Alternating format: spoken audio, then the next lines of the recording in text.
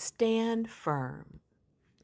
A post asked whether we women would date a man living in his mom's basement. I responded, no. My 30-year-old sons have their own places. I would not date a man with less self sufficiency than them. A man responded that I should investigate why those living arrangements existed. I responded that although a man could have great or valid reasons for the situation, a demonstration of self sufficiency is a non negotiable for me. I also stated I don't need approval or agreement to say no. No is a complete sentence.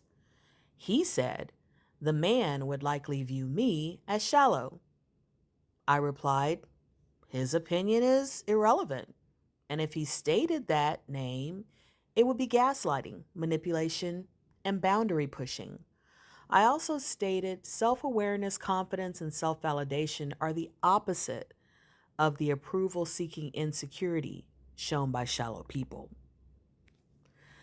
So I think that this conversation is important because our decisions about our life are our responsibility and our prerogative. We don't have to allow people to enter our life. We have the right to set boundaries, standards, expectations of what a person would need to have in place to date us. That may mean that we end up single. And that's fine for people, you know, who want to have their standards and want to make sure those standards are met. We've already come to that conclusion. We've already accepted that as a possibility. So if we're willing to take accountability for our choices and for the effects of our choices, we don't need anybody's approval.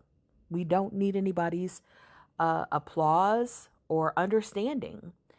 And we don't owe anybody an explanation or a chance to show us why we're wrong. Now, does that mean that people can't be wrong? Of course, people can be wrong. But again, adults have the right to be wrong if they are wrong. And they don't need approval for their decisions in terms of who they date.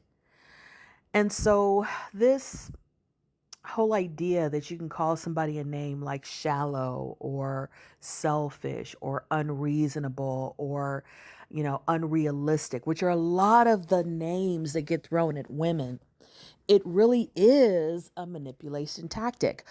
The only reason to call somebody a name is to get them to back down from what they said, to get them to say, oh, I don't want to be shallow. So I'm going to take back what I said and I'm going to allow this person that I didn't feel was qualified for whatever reason to now override my boundary because I don't want to be called that name. Now, I'm not saying that people have to like names, but I'm also saying that you don't have to worry about it. You don't have to agree with it. You don't have to accept it. A person's opinion, if it is even truly their opinion, is their right to have. They can have whatever opinion they want to have, but that opinion does not have to impact me or impact you. That's a choice, And the honest truth is that no matter what we did, somebody would have an opinion about it. If a woman says, I'll date anybody, she needs to choose better. She needs to have higher standards.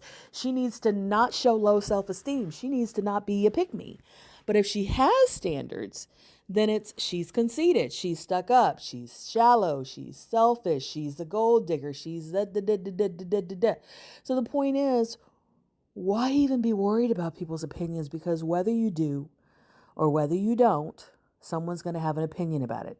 Whether you do or whether you don't, somebody is going to possibly call you a name. So it is just best to not worry. I think it was Maya Angelou or somebody who said, others' opinions of me are none of my business. And I think that applies in this situation. So the title of the meme and the title of this post is Stand Firm. And please check out my other posts, please like and comment and share. I'd love to hear your thoughts on this one. Please check out my podcast, Zenergy, Zennurgy. I also have 5 books on Amazon. I have 2 poetry prose memoirs, a guided journal, an undated planner, and a children's book. I've also been posting my poetry in my feed for National Poetry Month, so you can check out some of my poems that I posted. And I'd also love for you to like, share, sponsor, review, and subscribe. You can do all of that through my Linktree. May you walk in Zenergy. Oh, and you also can listen to some of the chapters of my memoir from chapter 1 through 16. The book has 26 chapters, so you can listen to 16 of them on my Zenergy podcast. Chapter 1 is episode 67.